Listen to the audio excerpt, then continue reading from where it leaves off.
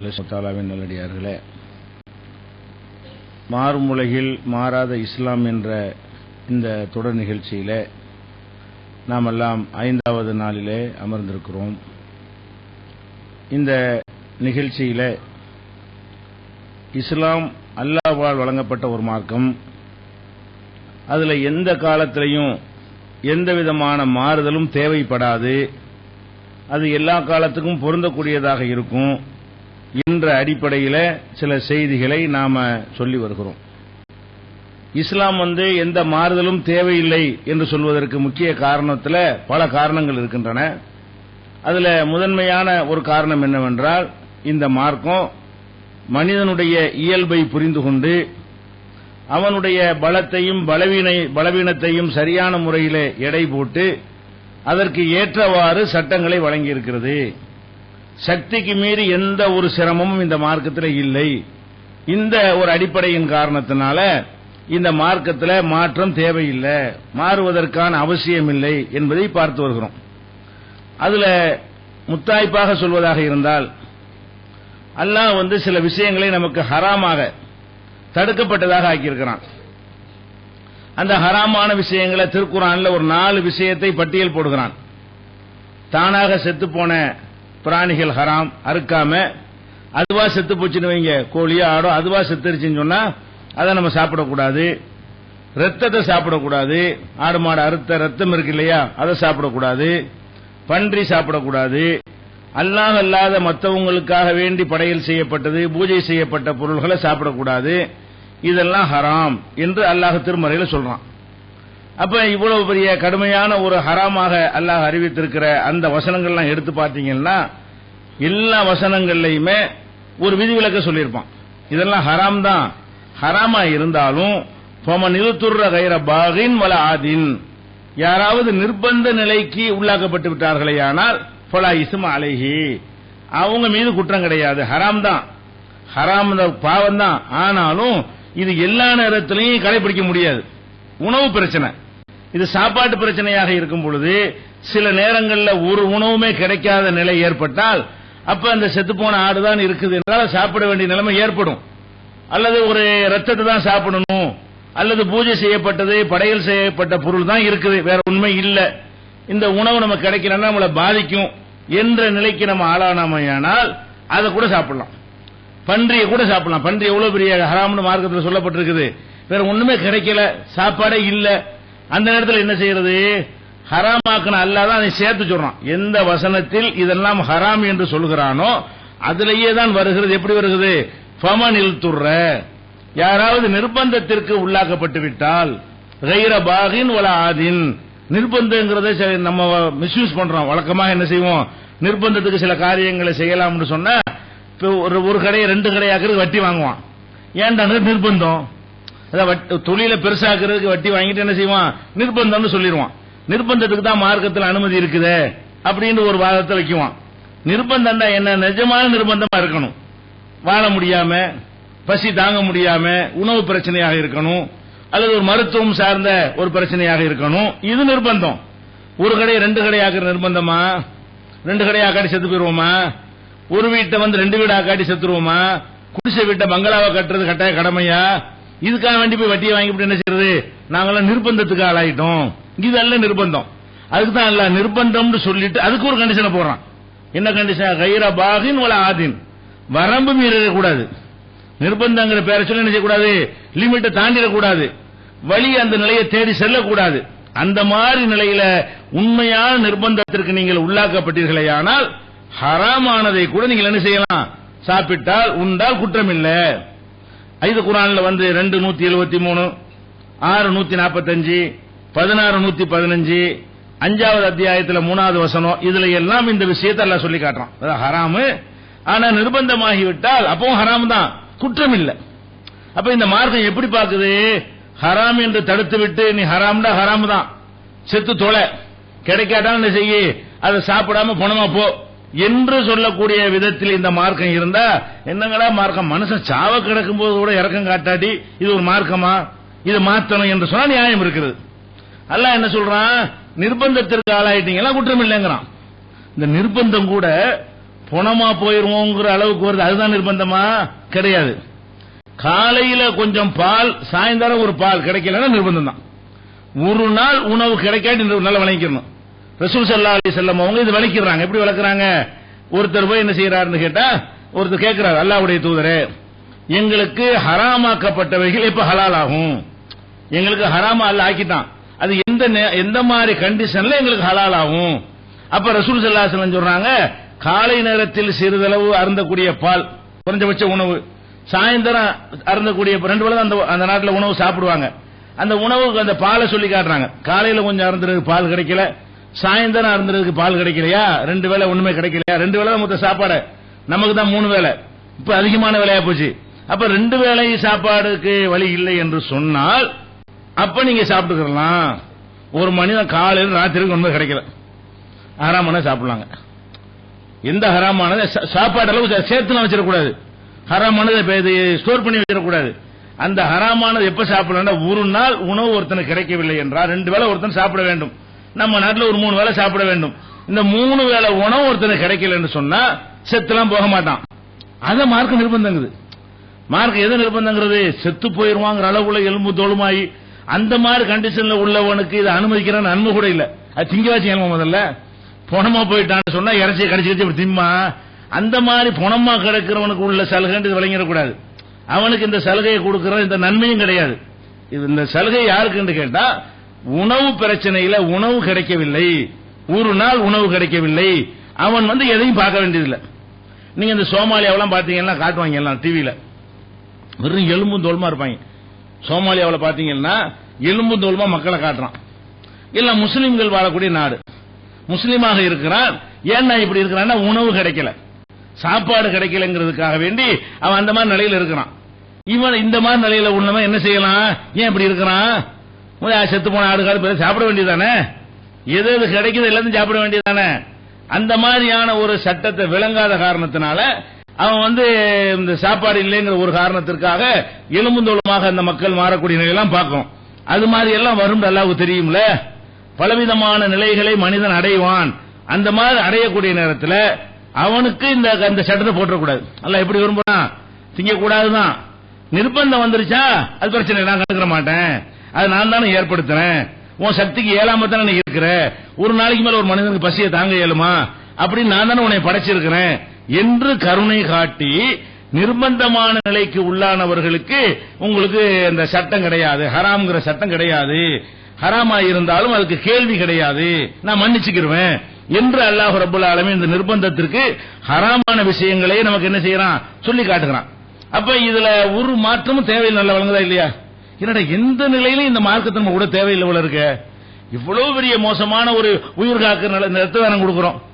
அந்த காலத்துல எல்லாம் நம்ம பாத்தீங்கன்னா ஒரு 20 ஆண்டுகளுக்கு முன்னாடி எல்லாம் ரத்த தானம் பேசவே முடியாது, ஹராம்ன்றாங்க. ஆலிம்சாக்கள்கிட்ட கேட்டீங்கன்னா அஜர்த்துமார்கள் குர்ஆன்ல அல்ல ரத்தத்தை ஹராம்ன்றான். 4 விஷயத்துல ரத்தம் வருதுல, செத்து போன பிராணி ஹராமு, ரத்தம் ஹராமு, அது மாதிரி பன்றி ஹராம்னு வருது. நீங்க ஒரு மனுஷன் ரத்தத்தை எடுத்து இன்னொரு மனுஷனுக்கு ஏத்துறீங்க, இது எப்படி மார்க்கத்துல கூடும் என்றெல்லாம் அன்றைக்கு என்ன செஞ்சாங்க? மார்க்க அறிஞர்கள் சொன்னாங்க, ரத்தம் ஹராம்ங்கிறதுல மாற்றுக்கிறது கிடையாது, சாப்பிடக்கூடாதுன்னா ஏத்தவும் தான் கூடாது, சரிதான் அது. ஆனா எதை கவனிக்கல அவங்க? இந்த பிந்தினதை கவனிக்கல. எவன் நிர்பந்தத்திற்கு உள்ளாக்கப்பட்டானோ அவனுக்கு குற்றம் இல்ல. ரத்தம் ஏத்துறதுக்கு இந்த விளையாட்டுக்கு ஏத்துவான், சத்தை அதிகரிக்க பலத்தை அதிகரிக்க ஏத்துவான். ரத்தம் ஏத்துறது எதுக்கு? நிர்பந்தத்துக்கு தானே. ஒரு நாள் சோறு கிடைக்காட்டி இதெல்லாம் ஹலால்னு சொன்னா ஆபரேஷன் பண்ணி ஓடிக்கிட்டு இருக்கிற ரத்தம், அப்ப அந்த ரத்தத்தை ஈடுகட்டுறதுக்கு கொஞ்சம் ஏத்தினாதான் அவன் பிழைக்குவான். அல்ல கேன்சர் இருந்து கீமோ கொடுத்து அவனுடைய அணுக்கெல்லாம் செத்து கொண்டிருக்கிறது, பூச ரத்தம் ஏத்தினாதான் அவனுக்கு என்ன செய்ய முடியும்? திரும்பி அவன் மறு உயிர் பெற முடியும். ஆக்சிடென்ட் ஆயிட்டான், எல்லா ரத்தம் ஓடி போச்சு, அப்ப அவனுக்கு மறு சிகிச்சை செய்வதற்கு கூட ரத்தம் ஏத்தினாதான் ஏதாவது செய்ய முடியும். இந்த நிலையில ரத்தம் ஏத்துறாங்க. ரத்தம் ஏத்துறது பலத்தை நோன்பு வைக்க போறேன், காலையில 2 பாட்டில போட்டு போய் சகர் வைக்கிறேன் வைக்கிறோம், அதுக்கு ரத்தம் ஏத்துறோம். ரத்தம் என்பது சும்மா சாப்பாடாகவோ அல்லது சாதாரண நிலையில ஏத்துவது கிடையாது. ரத்தம் ஏத்துறது எப்ப ஏத்துவோம்? அது அவசரமான நிலைக்கு ஏத்துவோம். இதை போய் யாரா ஹராம்னு சொல்லலாமா? சொன்னார்கள். இதை கூட என்ன அந்த காலத்துல ரத்த தானமா அம்மாடி ஹராமு, ரத்தம் பணமா கிடக்க அளவுக்கு போனா கூட ரத்தம் ஏத்த மாட்டாங்க சில ஆளுங்க. பேணுதல் ரத்தத்தை ஏத்துறது அல்ல ஹராமாக்கி இருக்கிறான். ஒருத்தர் ரத்தத்தை நான் ஏத்தி நான் வாழ தேவையில்லை, செத்து போனா செத்துட்டு போறேன் இப்படி ஊட்டினார்கள். மக்களுக்கு நினைஞ்சாங்க ரத்த தானத்தை பெறுவதற்கும் மக்கள் பயப்படக்கூடிய நிலையிலையும் ரத்தத்தை கொடுக்கிறதுக்கும் பயப்படக்கூடிய நிலையிலும் இருந்தார்கள். ஆனா அல்லாஹ்வுடைய அந்த வசனத்தை ஹராமாக்குற அந்த வசனத்தை பாதியை பார்த்தவர்கள் அடுத்த பாதியை பார்க்கல. ஹராம் தான்ப்பா, நிர்பந்தத்துக்கு ஹராம் இல்லைன்னு சேர்த்தானே இருக்குது. அப்ப நம்ம கூட இப்ப ரத்த தானம் செய்யறோம்னா எதுக்கு செய்யறோம்? ஹராம் தான் அது. ஆனா ஐயா அது ஹலால் ஆகுது, எதுக்கு குற்றம் இல்லாம போகுது? நிர்பந்தம். நிர்பந்தமான ஒரு நிலையில் இருப்பவனுக்கு தான் ரத்தத்தை கொடுக்கிறோம், ரத்தத்தை வாங்குறோம். இந்த நிலையில் இருக்கிற ஒரு விஷயத்தை வழங்காம இப்படி எல்லாம் பத்துவாக்கள் கொடுத்தார்கள். அப்படி கொடுத்தார்கள் ஏன்னா மாத்தலாம்னு சொல்லலாம். என்னடா மார்க்கம், ஒரு சாவ கிடக்கணும் ரத்தம் ஏற்ற மாட்டேங்கிறீங்க, அவனை பணமாக்கி போட்டீங்க அப்படின்னு சொன்னா நம்ம என்ன செய்யலாம்? அதை மாத்தணும்னு சொல்லலாம். இந்த மார்க்கம் தேவையில்லை, ஒரு மனுஷனுடைய உயிரோடு விளையாடுது, இந்த மாதிரி ஒரு சட்டத்தை போட்டு சாவடிச்சு பிடிச்சி அப்படிங்கிற மாதிரி சொன்னால் கேட்டுக்கொள்ளலாம். அப்படி இந்த மார்க்கம் சொல்லுதா? ஹராமாக்கின விஷயத்தை கூட பயன்படுத்திக்கன்னு சொல்ற அளவுக்குள்ள ஒரு மார்க்கமாக இருக்கிறது. இன்றைக்கு ஏராளமான மெடிசன், பல மருந்துகள்லாம் வந்திருக்கிறது. அதுல பெரும்பாலும் ஹராமானது கலந்திருக்குது. ஹராமானதான் கலந்திருக்குது. அதிகமான மருந்துகள் எடுத்தீங்கன்னா அதுல என்னென்ன போட்டிருக்கான்னு பாத்தீங்கன்னு சொன்னா அது விஷம்லாம் இருக்கு. அதுல விஷம் ஹராம் தானே. பாய்சன் இல்லாத மருந்து, முக்காவாசி மருந்து பாய்சன் இல்லாம இருக்குமா? எல்லா மருந்துல என்ன இருக்குது? அந்த டோஸை குறைக்கிறான். பாய்சன் அந்த அளவுக்கு அப்படி கொடுத்தா செத்து போயிருவோம். அதுக்கு தகுந்த மாதிரி ஒரு ரத்தம் உரைகிறது கூட பாய்சன் கொடுத்தானே இந்த ரத்தத்தை உரைய வைக்கிறான். அப்ப அந்த ரத்தம் உரைய வைப்பதற்கு கூட இது தேவை இருக்கிறது, இந்த விஷம் எல்லாம் தேவை இருக்கிறது. அப்ப மாறுறது அது மாதிரி ஆல்கஹால் கலந்த இருமல் வாங்கினீங்கன்னா ஆல்கஹால் இல்லாம இருக்குமா? இருமலா இருக்குன்னு சொல்லி வாங்கி குடிக்கிறீங்க, குடிச்சா அப்படியே தூக்கம் வருது. அந்த தூக்கத்தை உண்டாக்குற மேட்டர் எங்க இருக்குது? அதுல கலந்துருக்கிற ஆல்கஹால் தான் இருக்குது. அந்த தூக்கம் எதனால உண்டாகுது? அதுல ஆல்கஹால் இருக்க போய் தான் அது மாதிரி தூக்கம் கூட சொல்ல முடியாது, ஒரு மாதிரியான ஒரு போதையை உண்டாக்குறது. ஆனால் அது என்ன இல்ல மார்க்கத்தில் குற்றமாகுதுங்க. அது மருந்து, நிர்பந்தம். மருத்துவத்தை விட மிஞ்சின நிர்பந்தம் என்ன? ஒரு மனுஷன் வயிற்று அறுக்கிறதுக்கு அனுமதி இருக்கா? மருத்துவத்துக்கு அறுக்கலாம்ல. ஒரு மனுஷன் படுத்துக்கலாம் அறுக்கலாமாங்க? அது எப்படி அறுக்கிறன்னு கேட்போம். அப்ப டாக்டர் அதுதானே செய்யறாரு. நம்ம எதை அறுக்க கூடாதுங்கிற டாக்டர் செய்யத்தான் செய்யறாரு. அவர் செய்யற காரணம் என்ன? நிர்பந்தம். அப்ப அந்த மாதிரியான முறையில மருத்துவம் என்று சொன்னாலே நிர்பந்தம் தான். அப்ப நிர்பந்தமான நிலையில் இன்னைக்கு என்னென்னலாம் கண்டுபிடிச்சுக்கிட்டு இதெல்லாம் என்னடான்னு கேட்பாங்க. உங்க மார்க்கத்தில் கூடாத முஸ்லீமா வாழ முடியுமா? இந்த சட்டம் தேவையான்னு கேட்டா வாழ முடியும்டா, இதெல்லாம் வரும் அறிந்த எங்கள் இறைவன் முன்னாடி சொல்லிவிட்டான். என்ன சொல்லிட்டான்? நிர்பந்தமான நிலை ஏற்பட்டால் உன்னை கேள்வி கேட்க மாட்டேன். இந்த நேரத்துக்கு உள்ள சட்டம் இல்ல, சாதாரண நிலையில் கடைபிடிக்கிற சட்டம் இது. அசாதாரண நிலைக்கு இந்த சட்டம் இல்ல, நாங்களே சொல்லிருந்தோம், நீ என்ன புதுசா கண்டுபிடிக்கிற என்று கேட்கலாமா இல்லையா? அப்ப இந்த மார்க்கம் எப்படியான மார்க்கம்? அதிசயமா இருக்கு பாருங்க. இப்படி நாம ஒரு சட்டத்தை உண்டாக்க முடியும்? என்ன மாதிரி சுத்தி வளைச்சு நம்ம வந்தா கூட அதுக்கு ஆன்சர் நம்மள்ட்ட ரெடி ஆல்ரெடி வச்சிருக்கிறோம். அந்த மாதிரியான ஒரு அடிப்படையில் பார்க்கும் பொழுது இந்த மார்க்கம் மாறுவதற்கு எந்த தேவையும் இல்லை. இந்த காரணத்துக்காக வேண்டி, எந்த காரணத்துக்கு? எங்களுக்கு ஏறல, எங்களுக்கு முடியல, எங்களுக்கு இதை செயல்படுத்த இயலாது, இது எங்களை பாதிக்கிறது, எங்களுடைய ஆரோக்கியத்தை பாதிக்கிறது, எங்களுடைய உயிரை பாதிக்கிறது, எங்களுடைய மற்ற விஷயங்களில் சிரமத்தை ஏற்படுத்துகிறது. இந்த மாதிரியான ஒரு சிரமம் எங்களுக்கு அவசியம் இல்லை, மாத்தணும்னு ஒரு ரீசன் இருந்தா பேசுவோம், வாங்க மாத்துவோம். அப்படி இல்லையே, மாத்துறதுக்கான காரணம் இருந்தா தானே மாறுதல் பேசி வரும். இது இறைவனை தந்திருக்கிற காரணத்தினால் அந்த அம்சங்கள் வரவே இல்லை. இன்னும் சொல்ல போனால் இந்த மனிதன் எந்த மனுஷனா இருந்தாலும் அவன் மனநிலையை எடுத்துக்கொண்டீர்களே ஆனால் எல்லா மனுஷனும் கெட்ட எண்ணங்கள் அப்பப்ப போயிட்டே இருக்கும். கெட்ட செயல்களை குறைவா செய்வோம், கெட்ட எண்ணங்கள் ஜாஸ்தியா வரும். என்னவா வரும்? அப்படி செய்யணும், இப்படி செய்யணும், அது இப்படின்னு பல மாதிரி எண்ணங்கள் வரும். அவ்வளவு ஹராமானதா இருக்கும். மனிதனுடைய எண்ணங்கள்லாம் எப்படி இருக்கு? அந்த மாதிரி சில தவறான முறையில் ஒருத்தர் சம்பாதிச்சு கோடீஸ்வரன் ஆயிட்டான்னு சொன்னா இந்த மாதிரி நம்மள ஆகணும் அப்படிங்கிற மாதிரி மனசுல வரும், கொள்ளையடிக்கணுங்கிற மாதிரி வரும். இப்படி பலவிதமான கெட்ட எண்ணங்கள்லாம் வரும். இதை பத்தி கூட இந்த மார்க்கம் எப்படி சொல்லுதுன்னா, இது என்ன வருது அவன் வேலையா, எண்ணம் வருது அவனா பிளான் பண்றான், அப்படி வந்துருது. நம்ம யோசிச்செல்லாம் செய்யறது கிடையாது. மனசுல என்ன செய்யறேன்? ஒரு அழகான ஒரு பெண்ணை பார்த்தோன்னு ஒரு மனுஷனுக்கு ஒரு மாதிரியான ஆசை வருதா இல்லையா? அது பிளான் பண்ணி அந்த ஆசை வந்துச்சு. அப்ப அந்த பக்கம் வந்திருக்காடி இவங்க வரவே செய்யாது. அந்த பக்கம் வந்ததுனாலையும் அந்த மாதிரி கோலத்துல இருந்ததுனாலையும் அதை பார்த்ததுனாலையும் இவனுக்கு ஏற்படுது. இதுக்கு பிளான்லாம் பண்றது கிடையாது, இது வந்துரும், மனசுல வந்துரும். அப்ப இஸ்லாம் எப்படி சொல்லுது? இந்த மனசுல வர்றதுக்கெல்லாம் பிடிக்க ஆரம்பிச்சா ஒருத்தம் கூட தப்பிக்க மாட்டோம். இந்த மனசுல வர்றதுக்காக எல்லாம் கேள்வி கேட்க ஆரம்பிச்சான்னா ஒருத்தன் நல்லவனா இருப்பானா? வெளியில எனக்கெல்லாம் வராதுன்னு சொல்லலாம், பொய்யா தான் இருக்காது, எவனும் சொல்ல முடியாது. வெளியில வந்துட்டு நான் எனக்கும் அப்படிலாம் நான் அப்படி ஆள் இல்ல இதெல்லாம் சொன்னாங்கன்னா போய் சொன்னாங்கன்னு அர்த்தம். எந்த மனிதனா இருந்தாலும் ஏதாவது சில விஷயங்கள் சபலம் ஏற்படும். ஏதாவது பெண்ணா இருக்கலாம், பணமா இருக்கலாம், புகழா இருக்கலாம், பதவியா இருக்கலாம், ஏதாவது ஒரு விஷயத்துல என்ன செய்வான்? அப்படியே கொஞ்சம் சமரசமாகி போயிடுவான். அப்ப இப்ப அவன் நினைக்குவான் மனசுல என்ன செய்யணும்? நம்மளும் எம்எல்ஏ போயிடலாம், நம்மளும் மந்திரியா போகலாம், நம்ம இந்த மாதிரி போகலாம், அப்படி போட்டு இப்படி பல எண்ணங்கள் வரும். இது மாதிரி வரக்கூடிய நேரத்தில் இந்த மார்க்கம் எப்படிலாம் கவனிக்குதுன்னா, இந்த மனுஷன் வேணும்னு இதை செய்யறது இல்ல, மனசு சம்பந்தப்பட்ட விஷயம் அவன் கண்ட்ரோல்ல கிடையாது, இறைவனாய் ஏன் கண்ட்ரோல் இருக்கிறது.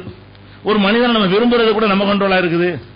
நம்ம பெத்த 4 பிள்ளையில ஒரு பிள்ளைய விரும்புறோம், 3 பிள்ளை விரும்ப மாட்டேங்கிறோம், ஏன் யாருக்கும் தெரியாது, நமக்கே காரணம் தெரியாது, நம்ம பிள்ளையா தான் இருக்கு. சில பெற்றோர்கள் தருதலன்னு ஊர்ல பேர் எடுத்திருப்பான், அந்த பிள்ளை விரும்புவாங்க, நல்ல பிள்ளைன்னு சொல்லுவாங்க, அவனு விரும்ப மாட்டாங்க. சில பெற்றோர் அப்படி இருக்கிறாங்க. சில பெற்றோர்கள் நினைச்சுமா இவன் பேரையே கெடுப்பான், குடும்பத்தார் பேரையே, இருந்தாலும் அவன் மேல பாசம் முளைய பொழிவாங்க. ஆனா நல்ல பையன் எல்லாரும் சொல்லுவாங்க, அவன் மேல பாசமே வராது. ஏன் அப்படி செய்யறாங்க? பிளான் பண்ணி செஞ்சா இப்படித்தானே வரணும், பிளான் பண்ணி திட்டம் போட்டு செஞ்சா இவனை நேசிக்கணும் அவனை நேசிக்க கூடாது. ஆனால் பிளான் எல்லாம் கிடையாது, சொல்லலாம் முடியாது, அப்படி வந்துடும். நம்மளை மீறி என்ன செஞ்சிடும், ஒரு பிள்ளை மேல பாசம் வந்துடும், ஒரு விஷயம் ஆசைப்பட்டுருவோம். அப்ப மனம் என்பது நம்முடைய கட்டுப்பாடில் உள்ளது இல்ல. அதுக்காக அல்லாஹ் என்ன சொல்றான்னு கேட்டா, என்னுடைய அடியான் ஒரு தீமையான காரியத்தை செய்யணும் என்று நினைத்து, அல்லாஹ் சொல்வதாக ரசூல் ஸல்லல்லாஹு அலைஹி வஸல்லம் சொல்றாங்க, ஒரு அடியான் ஒரு தீமையான காரியத்தை செய்ய நினைக்கிறான், மலக்குகளுக்கு அல்லாஹ் கட்டளை போட்டுறான், எழுதுறதுக்கு நியமிச்சு வச்சிருக்கிறான்ல, எதா இருந்தாலும் ரெக்கார்டு பண்றதான் வேலை. ரெக்கார்டு பண்றவரே என்ன செய்வார், ரெக்கார்டு பண்ண மாட்டாரு, அவருக்கு தெரியும். ஏன்னா உள்ளுக்குள்ள வரைக்கும் மலக்கு உள்ளத்துல உள்ளத வரைக்கும் அறியிற மாதிரி எல்லாம் படிச்சு வச்சிருக்கான், மலக்கு உள்ள தூண்டிக்கிட்டு இருப்பாருலாம் வருது. அப்ப ரசூல் ஸல்லல்லாஹு அலைஹி வஸல்லம் சொல்றாங்க, இதா ஹம்ம அப்தி பிஸய்யத்தின், எனது அடியான் ஒரு தவறான ஒரு விஷயத்தை செய்ய வேண்டும் என்று நினைத்தால், மனசுல நாடினால், ஃபலா தக்துபுஹா, உங்களை எழுதத்தான் நியமிச்சிருக்கிறேன், இதை எழுதாதீங்க, ரெக்கார்ட்ல வராது. இந்த மலக்குள்ள கிராமன் காத்திபின் எழுதுறாங்களே, இந்த பட்டியலில் பாத்தீங்கன்னா நம்ம நினைச்சதுதான் வரவே வராது லிஸ்ட்லங்க. அல்லாஹ் அவருக்கு அதை சொல்லிவிட்டான், நினைச்சதுக்கெல்லாம் எழுதிப்படாத, எழுதுனா தாங்காது, ஒரு மனிதன் தேட மாட்டான். அப்ப உலா தக்துபுஹா, அதை எழுதிடாதீங்க.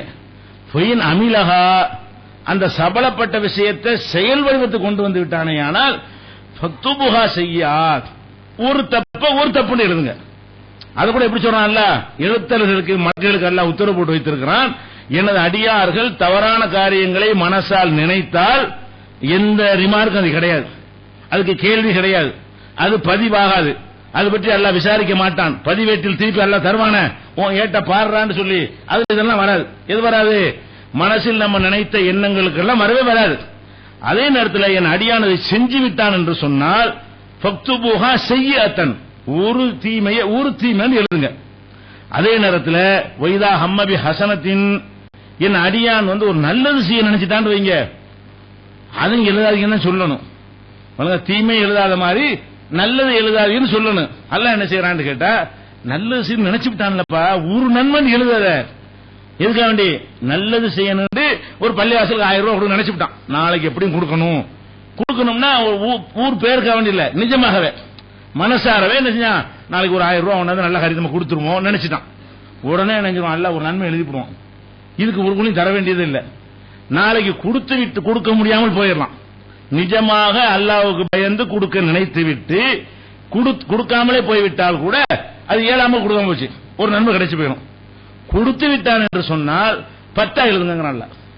அல்லாஹ்வுடைய கால்குலேஷன் எப்படி நம்ம மேல இறக்கம் காட்டுறான் அந்த மார்க்கம்டா. நீங்க தீமையை நினைச்சால் அது எழுதப்படாது, நன்மையை நினைச்சால் எழுதப்பட்டு விடும்.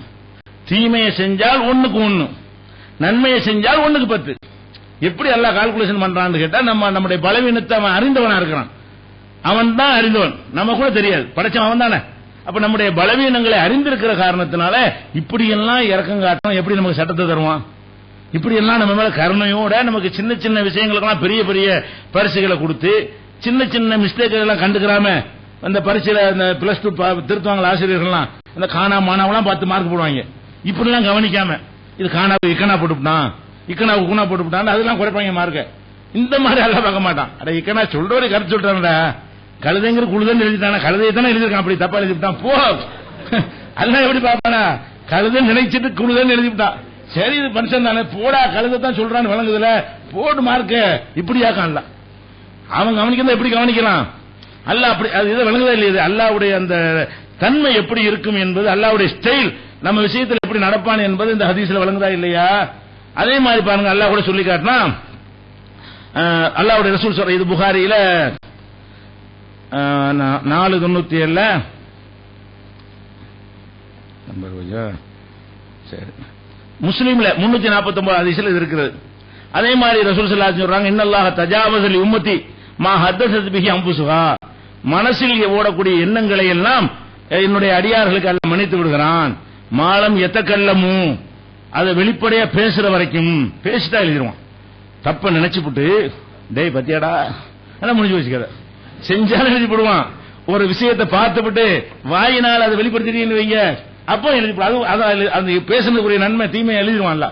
அது இல்லாம ஒண்ணு வாயினால பேசினாலும் எழுதிடுவான், அது செயல்படுத்தி விட்டாலும் அதுக்குரிய தீமை எழுதிடுவான்ல. மனசில் நினைக்கிறது கிடையாது என்றும் ரசூல் ஸல்லல்லாஹு அலைஹி வஸல்லம் நமக்கு சொல்லித் தருகிறார்கள். இந்த மாதிரியான ஒரு அடிப்படையில் இந்த மார்க்கம் அமைந்திருக்கிறது. அப்ப இந்த பொதுவாக இது மாதிரி நிறைய சம்பவங்கள் நீங்கள் குர்ஆன் ஹதீஸ்ல தேடி பார்த்தீர்களே, ஆனால் இந்த மார்க்கம் நம்மளை கட்டாயப்படுத்துறது இல்ல, இந்த மார்க்கம் நம்மளை சிரமப்படுத்துறது இல்ல. இந்த மார்க்கத்தினுடைய எல்லா சட்டங்களும் செயல்படுத்தக்கூடிய வகையில் இருக்கும். சில நேரங்களில் சில பேருக்கு செயல்படுத்த முடியாமல் போகுமையானால் அப்ப விட்டு கொடுக்கிற மாதிரி இருக்கும். எல்லாரும் செயல்படுத்துற மாதிரி தான் எல்லாமே இருக்குது. சில நேரங்களில் மனிதனுடைய பலவீனத்தினால சில காரியங்கள் செய்ய முடியாமல் போனால் அவனுக்கு தகுந்த மாதிரி நடந்துக்க. இப்படியான ஒரு சித்தாந்தத்தை மாற்றணும் யார் சொல்ல முடியுமா? இப்படி எந்த ஒரு சித்தாந்தமாவது இப்படி அமைக்கப்பட்டிருக்குதா? உலகத்தில் எந்த நாட்டினுடைய அரசியல் சட்டத்தை எடுத்துக்கிறங்க, கிரிமினல் சட்டத்தை எடுத்துக்கிறங்க, அல்லது எத்தனை கொள்கைக்காக உருவாக்கப்பட்ட இயக்கங்கள் இருப்பாங்க இல்லையா, அவங்களுடைய சித்தாந்தங்கள் நீங்க எடுத்துக்கொள்ளுங்க. இப்படியான ஒரு தன்மை கொண்டதாக இருக்கவே இருக்காது. அப்ப மாறித்தான் ஆகணும். காலத்துக்கு பொருந்தாத வகையில் சொல்லிட்டே இருப்பாங்க. அப்ப மனிதனுக்கு தாங்க முடியாத அளவுக்கு அந்த சட்டங்கள்லாம் இருக்கு. தாங்க முடியாட்டாலும் இதான் சட்டம் போடான்றாங்க. அந்த மாதிரி ஒண்ணு இருக்குமே, ஆனால் நம்மளை பாதிக்கிறது. அப்ப இஸ்லாமிய எந்த ஒரு சட்டத்தையும் மாற்றுவதற்கு தேவையில்லை. இது ஒரு விஷயம் ஆயிடுச்சு. அடுத்ததாக ஒரு சித்தாந்தத்தை மாற்றணும் என்று சொல்வதாக இருந்தா முக்கியமா ஒரு காரணத்துக்கு விளங்கிக்கிறங்க. முதல் காரணம் என்ன சொல்லியிருக்கோம்னா, இந்த மார்க்கம் மனிதனுடைய சக்திக்கு உட்பட்ட விஷயங்களை தான் சொல்கிறது, சக்திக்கு மீறி சட்டம் இல்லை. இந்த ஒரு காரணத்தினாலேயே இந்த மார்க்கம் மாற தேவையில்லை, மாறுதலுக்கு அவசியம் இல்லை, மாற்ற வேண்டும் என்பதற்கு எந்த விதமான வாதத்தையும் எடுத்து வைத்து நிலைநாட்ட முடியாது என்பது நம்ம தெரிந்து கொள்கிறோம். அடுத்ததாக ஒரு மதத்தை, ஒரு மார்க்கத்தை, ஒரு கொள்கையை மாற்றணும்ன்றது எப்ப வரும் என்று கேட்டீங்கன்னா, அந்த மதம் நம்மள்ட்ட பணத்தை புடுங்குறதா இருக்கும். எந்த ஒரு மதமா இருக்கட்டும், ஒரு கட்சியா இருக்கட்டும், ஒரு கொள்கையா இருக்கட்டும், ஒரு சங்கமா இருக்கட்டும், ஒரு இயக்கமா இருக்கட்டும், அவங்களுடைய நோக்கமே என்னவா இருக்கு? நம்மளை இந்த மாதிரி ஒரு கூட்டம் சேர்த்து கொண்டு மக்கள்கிட்ட பணத்தை சுரண்டக்கூடிய வகையில் அமைக்கப்பட்டிருக்கும். அது மாதிரி பொருளாதார ரீதியாக நம்முடைய பணத்தை சுரண்ட மாதிரி இருந்தா, அல்லது பொருளாதார ரீதியாக, பொருளாதாரம் முக்கியமான காரணமா இருக்கு. உலகத்தில் எடுத்துக்கிட்டீங்கன்னா பண விஷயத்துல மனிதன் என்ன செய்யறான்? ரொம்ப கோவப்படுறான். அவனை ஏமாத்திரா கோவம் வருது, மோசடி பண்ணிட்டா கோவம் வருது, வாங்கின கடன் கொடுக்காட்டி கோவம் வருது, 10 பைசா சில்லறை பாக்கிக்கா வேண்டியெல்லாம் கொலை பண்ற அளவுக்குலாம் போறான். அந்த மாதிரியான அளவுக்கெல்லாம் மனுஷனுக்கு என்ன செய்யுது? இந்த காசு பணம் அவனுக்கு ஜீர்ணிக்க முடியல. ஒரு மனிதன் எத்தனையோ தப்புகள் செஞ்சா கூட பெருசா எடுத்துக்கிற மாட்டான். ஒரு ஊழல் லஞ்சம் பண்ணிட்டான்னு வைங்களேன், வெறுக்க ஆரம்பிச்சிடறான். ஒரு நல்ல மனுஷன் நினைச்சுக்கிட்டு இருந்தோம், இந்த மாதிரி நடந்துட்டான், அவனால தாங்க முடியல. இப்படியான ஒரு தன்மை மனிதன் இருக்குது. அப்ப இந்த பொருளாதார மேட்டரை பொறுத்த வரைக்கும் இந்த மார்க்கம் எப்படி இருக்கிறது? உலகத்தில் ஒரு கட்சியில நீங்க மெம்பரா சேர்ந்தா கூட அவங்க இந்த பொருளாதாரத்தில் உங்களை எப்படி நடத்துறாங்க? ஒரு மதத்தில் அங்கம் வகிச்சா உங்களை எப்படி நடத்துறாங்க? ஒரு கட்சியில நீங்க ஒரு அரசாங்கத்துக்கு கீழ நீங்க ஒரு பணியாற்றினா அவங்க எப்படி உங்களை நடத்துறாங்க? ஒரு நிறுவனத்தில் வேலை செஞ்சா அவங்க எப்படி உங்களை நடத்துறாங்க? எல்லாத்தையும் நீங்க ஒப்பிட்டு பாருங்க. இந்த மார்க்கம் உங்களை எப்படி நடத்துகிறது? பண விஷயத்தில் எப்படி நடத்துகிறது அப்படின்னு பாத்தீங்கன்னா, இந்த மார்க்கம் பொருளாதாரம் சம்பந்தமாக உங்களுக்கு ஃபர்ஸ்ட் என்ன சொல்லுதுன்னு கேட்டா, உங்களை செலவழிக்க சொல்லுது. நல்ல காரியத்துக்கு பொருளாதாரத்தை என்ன செய்யுங்க? செலவழிங்கன்னு சொல்லுகிறது. இந்த நல்ல காரியத்துக்கு செலவழிங்கன்னு சொல்லக்கூடிய இந்த மார்க்கம் எதை செலவழிக்க சொல்லுது? இந்த மார்க்கம் எதை செலவழிக்க சொல்லுன்னா, இருக்கிறதெல்லாம் செலவழி, உன்கிட்ட இருக்கிற எல்லா சொத்தையும் செலவழிச்சு போட்டு தெருவில் போய் நில்லு, அல்லது சாப்பாட்டுக்கு மட்டும் வச்சுக்கிட்டு என்ன செய்ய நீ வாழ்ந்துகிட்டு இருந்துரு, அல்லது நீ ஒரு கைத்தடிய ஒரு கோமானத்தை தவிர ஒன்று வச்சுக்கிறாத, திருவோடத்துக்கிட்டு அல என்கிற மாதிரியான ஒரு அடிப்படையில் இந்த மார்க்கம் சொல்லுதான்னு கேட்டா அப்படி சொல்லவே இல்லை. என்ன சொல்லுது? அவங்க கேட்கறாங்க, மக்கள் கேட்கறாங்க, எஸ்ஆல் உனக்கு மாதா யுன்ஃபிகூன், நாங்க என்னத்தை செலவு செய்யறது? மக்கள் கேட்கறாங்க, நாங்க என்ன செலவு பண்ணணும்? அப்ப அல்லாஹ் என்ன சொல்றான்னு கேட்டா, செலவு செய்யுங்க, குலில் அஃப்வ, எதை நாங்கள் செலவு செய்யணும்னு மக்கள் கேட்கும் பொழுது மிஞ்சி இருக்கிறத செலவு பண்ணு. உன்னுடைய உணவு, உன்னுடைய உடை, உன்னுடைய தாய் தந்தரை கவனிக்கிறது, உன்னுடைய பிள்ளைகளை கவனிக்கிறது, உன்னுடைய கல்வியை, உன்னுடைய பிள்ளைகளுடைய கல்விக்கு செலவழிக்கிறது, எல்லாம் போக மிச்சமாயிருந்தா செலவு செய்யும். இந்த செலவழிக்க சொல்வது கூட எப்படி பார்க்குது இந்த மார்க்கம்னு கேட்டா, செலவழிக்கிறது கூட யாருக்கு செலவழிக்க ரெண்டாவது விஷயம், செலவழிக்க சொல்ற விஷயத்துல தானே ஓட்டணைக்கு விட்டுறாங்க. அதாவது ஆன்மீக பக்தியை ஊட்டி காசு வேணாம், பணம் வேணாம், ஒண்ணு வேணாம், எல்லாம் செலவழிச்சிட்டு ஓடு அங்கிற மாதிரி சொல்லி என்ன செய்யறாங்க, ஒரு போதையை ஊட்டினாங்கன்னா இந்த மார்க்கம் சரியில்லை. இந்த உலகத்துல காசு நமக்கு தேவை இருக்குது, பொருளாதாரம் அவசியமா இருக்கிறது, நம்ம பொண்டாட்டி பிள்ளை செலவழிக்காம ஊர் உலகத்துக்கு கொடுக்க சொல்லுது என்ற ஒரு சட்டம் இருந்தா இதுல போய் இருக்காதரா, நம்மள அழிச்சுவிடும். இந்த மார்க்கத்தில் இருந்தா ஓம் பொண்டாட்டி தெருவில் நின்றுவா, ஓம் புள்ள சந்தில நிற்பான் அப்படின்னு சொல்வது நியாயம் இருக்கும். அல்லாஹ் என்ன சொல்றான், எஸ் அலுவனக்க மாதாயும் பிகும், நாங்கள் எதை செலவு செய்வது என்று நபியை உங்களிடத்தில் கேட்கிறார்கள். புல் நீங்கள் சொல்லுங்கள், அல் அஃப்வ, மேல் மிச்சமா இருக்கிற செலவு பண்ணும். எதை செலவு பண்ணணும், உனக்கே தேவை இருக்கும்போது தர்மம் கிடையாது. இந்த மார்க்கம் எப்படி சொல்லுதுன்னா, நமக்கே தேவை இருக்குது நீ செய்யும் மார்க்கம் கட்டாயப்படுத்தாது. ஆனால் அது சிறந்த நிலை. ஒரு மனிதன் வந்து தன்னை கட்டுப்படுத்திக் கொண்டு தன்னுடைய பசியை தாங்கிக் கொண்டு அடுத்தவனுக்கு கொடுத்தானேயானால் சிறந்த நிலையாக அவனை எடுத்துக்கொள்வோமே தவிர அதை கட்டாயப்படுத்துமா செலவழிந்து கிடையாது. மேல் மிச்சத்தை செலவு பண்ணுங்க. அப்ப மேல் மிச்சமான ஒரு விஷயத்தை தான் நீங்கள் செலவு பண்ண வேண்டும் என்று இந்த மார்க்கத்தின் சட்டம் இருக்கும் பொழுது இதுல இருக்கிறவங்க நமக்கு என்ன கஷ்டம் வரும், நம்ம பொருளாதார இந்த மதத்தில் இருக்கிற காரணத்தினால் பக்தியை ஊட்டி நம்ம பணத்தை எல்லாம் காலி பண்ணிடுவாங்க என்று பயந்தால் இதை மாத்திர பத்தி யோசிக்கலாம். இதுல உனக்கு என்ன சொல்லி தருது, நீ எல்லாம் மீறி செலவழிக்க போனா கூட அப்படிலாம் செஞ்சிடாதப்பா, நீ உன்னுடைய தேவையை பாரு, உனக்குடைய அவசியமான என்னென்ன காரியங்கள் இருக்குன்னு அதை பார்த்து முடிவு பண்ணி அதுக்கப்புறம் மீதமாக இருந்தா செலவு பண்ணு என்று 2வது அத்தியாயத்தில் 219வது வசனத்தில் எல்லாம் சொல்லுகிறான். அதே மாதிரி நபிகள் நாயகம் ஸல்லல்லாஹு அலைஹி சொல்றாங்க, ஹைரு ஸதகா, தர்மத்தில் சிறந்தது, மாகான அன்லஹரி கினன், தேவைக்கு மேல் எது இருக்கிறது அதுதான். தேவை இருக்கும்போது செலவு செய்வது சிறந்த தர்மம் கிடையாது. தேவைக்கு மேல கூடுதல் அல்லாஹ் எல்லாத்துக்கும் தேவைக்கு மேல தந்திருக்கிறான். அதிகமான மக்களுக்கு அவங்களுடைய உணவு, உடை, படிப்பு மற்ற தேவைக்கு மேல கூடுதலா கொடுத்திருக்கிறான். அதிலிருந்து தான் செலவு செய்யணுமே தவிர அவனே தேவைப்பட்டு கொண்டு இருக்கும் பொழுது அவன் தர்மம் செஞ்சுட்டு மரப்பை பிச்சை கட்டு கூடாது. அந்த நாளைக்கு ஒரு மனிதன் வரக்கூடாது. அவனை 4 பேர் என்னடா மார்க்கத்தில் இருக்கிறீங்க, உன்னை உன் பிள்ளை சந்தில விட்டுட்டு என்னடா மார்க்கம், உன் பொண்டாட்டியை கவனிக்காம என்னடா நீ தர்மம் பண்ணிட்டு இருக்கேன்னு கேட்டக்கூடாது. அந்த மாதிரி எல்லாம் கேட்கக்கூடாது என்பதற்காக இந்த மார்க்கம் எப்படி கவனிச்சு, உங்க காசு பணத்தை புடுங்கினா நீ பயப்படணும். இந்த மார்க்கம் காசு பணத்தை உங்களை புடுங்கி அல்லது காசு பணத்தை சம்பாதிக்க முடியாம ஆக்கி இந்த உலகத்தில் வாழ்வதற்கு அவசிய தேவையா இருக்கிற பொருளாதாரத்தில் உங்களை பள்ளத்தில் தள்ளி விடும் என்று சொன்னால் அப்படியான ஒரு மார்க்கம் வேணான்னு சொல்லி பரிசீலிக்கலாம். அதுக்குரிய காரணத்தை நான் சொல்லு என்று செய்யலாம், நீக்கணும், மாத்தணும், திருத்தணும் என்கிற பேச்சு வரும். இந்த மார்க்கம் அட்வான்ஸா மக்கள் கேட்கும் பொழுது எல்லாம் அள்ளி போடு அப்படின்னு தான் சொல்லுவாங்க. எல்லாரும் பஸ்ஸுக்கு டிக்கெட்டை வச்சுட்டு கூட்டங்களில் வசூல் பண்ணுவாங்களா இல்லையா, போறதுக்கு டிக்கெட்டு காசை வச்சுட்டு எல்லாத்தையும் போட்டு போங்கம்பாங்க. அப்படி சொல்லக்கூடாது மார்க்கத்தில். அப்படி எல்லாத்தையும் போட்டு போறதுக்காக வந்திருக்கல, அவங்களுடைய தேவைகள்லாம் இருக்கிறது. உங்களுடைய தேவைகளை அனுசரித்து உங்களுக்கு என்ன இருக்கு அதெல்லாம் போக மேல் மிச்சமா அல்லாஹ் தந்திருந்தால் அதை போடுங்கள் என்றுதான் என்ன செய்யணும் சொல்லணும். அல்லாஹ் அப்படிதான் நமக்கு இந்த செயலை சொல்லி தர்றான். நம்மளும் இந்த கூட்டங்கள் அதை மீறுகிறோம். நிறைய பேர் என்ன செய்யறாங்க, கூட்டங்கள் அறிவிக்கும் பொழுது நீங்கள் வாளி வருகிறது, வாளியில் எல்லாத்தையும் அள்ளி போட்டு விட்டு போவதற்கு டிக்கெட் காசை மட்டும் கையில வைத்துக் கொண்டு போங்கன்னா இது நியாயமா? இந்த மார்க்கமே அப்படி சொல்லுமா? இந்த மார்க்கம் சொல்வதாக தானே மக்கள் அதை நினைக்குவாங்க. அப்படி சொல்லக்கூடாது. இந்த மாதிரி அறிவிப்புகளோட எப்படி செய்யணும்னு கேட்டா, இந்த மாதிரி உங்களுக்கு அல்லாஹ் அதிகமா தந்திருந்தால் தேவைக்கு மேல இருந்தால் அந்த தாராளமா நல்ல பணி கொடுங்க என்று கேட்கணும். அப்ப இப்படி ரசூல் ஸல்லல்லாஹு அலைஹி வஸல்லம் அதான் சொல்லி காட்டுறாங்க. அதே மாதிரி ஒரு சம்பவத்தை பாருங்க. சஅத் இப்னு அபி வக்காஸ் ஒரு சஹாபி, அவர் கொஞ்சம் வசதியானவர், அவருக்கு உடம்பு சரியில்லை. நபிகள் நாயகம் ஸல்லல்லாஹு அலைஹி வஸல்லம் அவரை விசாரிக்கிறதுக்கு வர்றாங்க. உடம்பு சரியில்லை என்ன செய்யறாங்க, விசாரிக்கிறதுக்கு வர்றாங்க. வந்தவன அவர் என்ன செய்யறாரு, அவர் உடம்பு சரியில்லாம இருக்கிறோம் நம்ம போயிருவோம்னு நினைக்கிறாரு. உடல்நிலை சரியில்லாம இருந்ததுனால நம்ம சீக்கிரம் மௌத்தா போயிருவோம் என்று நினைக்கிறாரு. நினைத்து என்ன செய்யற ரசூலுல்லாஹ் சொல்றாரு, அல்லாஹ்வுடைய தூதரே, எனக்கு அல்லாஹ் நிறைய காசு பணம் தந்திருக்கான், நான் பணக்காரனா இருக்கிறேன், எனக்கு ஒரே ஒரு பொம்பளை பிள்ளை தான் இருக்குது. அவர் சொல்றாரு, நான் வசதி உள்ளவனா இருக்கிறேன், எனக்கு ஒரே ஒரு பொம்பளை பிள்ளை தான் இருக்குது. அதனால எனக்கு இந்த இவ்வளவு சொத்து ஒரு பொம்பளை பிள்ளை தேவைப்படாது. ஒரு பொம்பளை பிள்ளைக்கு எவ்வளவு தேவைப்படுமோ அதை விட பல மடங்கு எனக்கு அல்லாஹ் அதிகமா தந்திருக்கிறான். அதனால அவர் கேட்கிறாரு, அஃப அத்தஸத்தகு பிசுலுஸை மாலி, என்னுடைய மொத்த சொத்துல 2/3 பங்கை நான் தர்மம் செஞ்சிட்டுமா?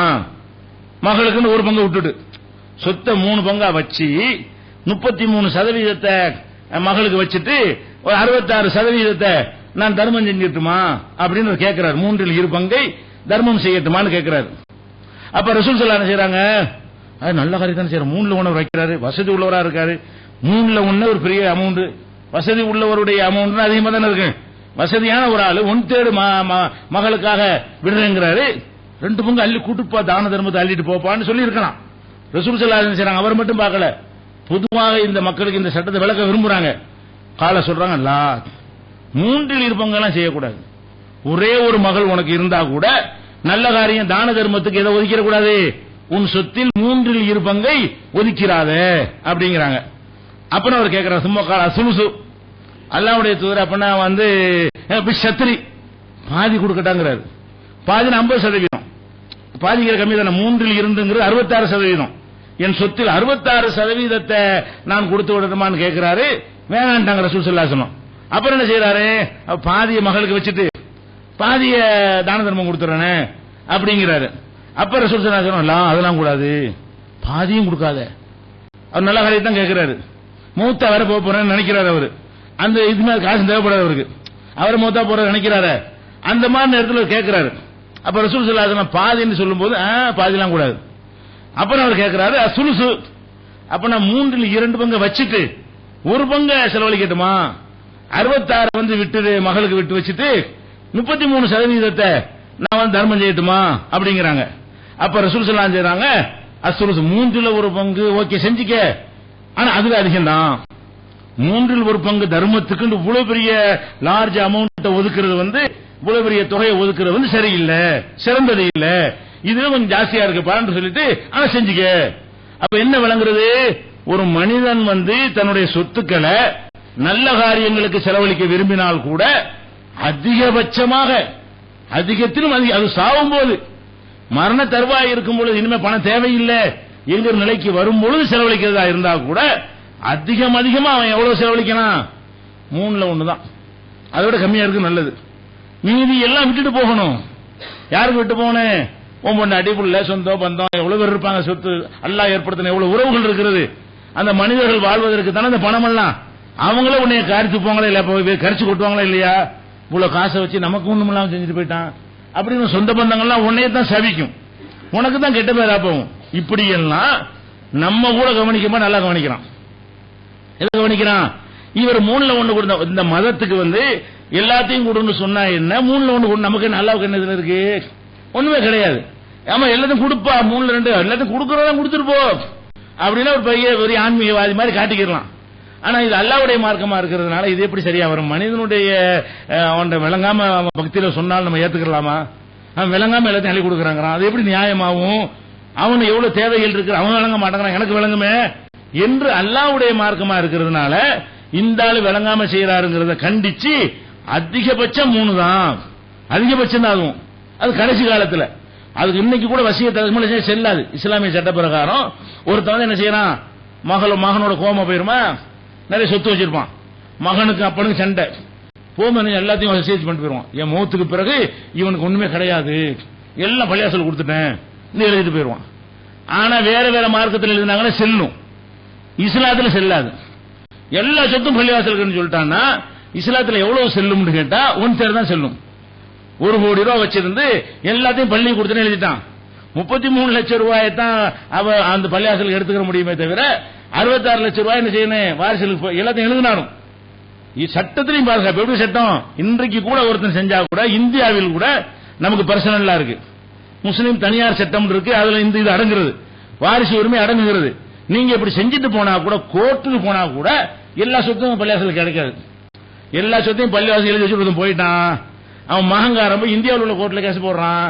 இந்தியாவில் இந்த வழக்கை எப்படி தீர்ப்பளிப்பாங்க, நம்ம சட்டப்படி தீர்ப்பளிப்பாங்க. முஸ்லீம் பர்சனல்லாம் நமக்கு தனி சட்டம் இருக்குதுல்ல, கல்யாணம் வாரிசு உரிமை எல்லாம் நமக்கு தனி சட்டம் இருக்குது. உங்க மார்க்கத்தில் என்ன பாருங்கன்னு கேட்பாங்க. எங்க மார்க்கத்தில் 1/3 மேல இல்லைன்ற உடனே கோர்ட்டை என்ன தீர்ப்பளிக்கும், நீ அனைத்தையும் பள்ளிவாசலுக்கு அவர் எழுதி செல்லாது, பள்ளிவாசலுக்கு வந்து 1/3 வாங்கி கொண்டு தூத்தடை கட்டுமா மரியாதை ஒப்படைங்க, வாரிசுகளுக்கு சொந்தக்காரங்களுக்கு இஸ்லாம் சொல்ல மாதிரி பங்கு வச்சு கொடுங்கன்னு சொல்லும். இப்படி உன்னைய பாதுகாக்கிற மார்க்கத்தை ஏன் மாத்தனுங்கிறேன். நீ கிறுக்குத்தனமா பண்ணிட்டு போனா கூட, நீ விளங்காம கோவத்துல ஏதாவது பண்ணிட்டு அப்புறமேல வருந்துவான். இன்னும் 5 வருஷம் இல்ல அவனுக்கு லைஃபை கொடுத்துதான் வைங்க, வருந்துதான் இருப்பான். இது எழுதி வச்சிட்டு இன்னும் 2 வருஷம் வாழ்ந்தான்னு வைங்க, தெரியாம எழுதி விட்டானே, மகன் வந்து திருந்திட்டானே, சலாம் சொல்லிட்டானே, பாத்துட்டானே, கவலைப்படுவான். போய் சேர்ந்துட்டா ஒண்ணும் இல்லாம போச்சு. அப்ப நாளைக்கு நீ 2 வருஷம் 6 மாசம் இருந்து உனக்கு மனமாற்றம் ஏற்பட்டா ஏண்டா அம்புட்டையும் பள்ளியாசல் கொடுத்து நினைப்பியா இல்லையா? அப்ப நீ கவனிக்காத ஒன்றை கவனிக்கிற ஒரு இறைவன் இவன். உன்னுடைய மார்க்கம் யாரிடமிருந்து வந்திருக்குன்னு கேட்டா, நீ கூட பைத்தியக்காரத்தை பண்ணா உன்னை வந்து சட்டம் போட்டு பாதுகாக்கிறது. ஒரு ரூலை போட்டு என்ன செய்யறது, கொடுத்த செல்லாது, ஏத்துக்கிற மாட்டேன், உன் சொந்த பந்தங்களுக்கு தான் கொடுக்கணும், அதிகபட்சம் 1/3 தான்.